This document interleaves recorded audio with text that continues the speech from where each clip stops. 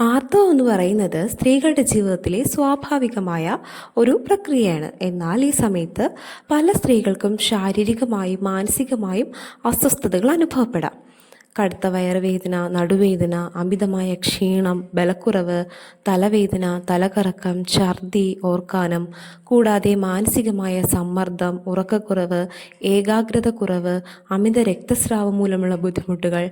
അപ്പോൾ ഇത്തരം അസ്വസ്ഥതകൾ കാരണം ചില സ്ത്രീകൾക്ക് ദൈനംദിന ജോലികളിലും പഠനത്തിലും പൂർണ്ണമായി ശ്രദ്ധ കേന്ദ്രീകരിക്കാൻ ബുദ്ധിമുട്ട് അനുഭവപ്പെടാം.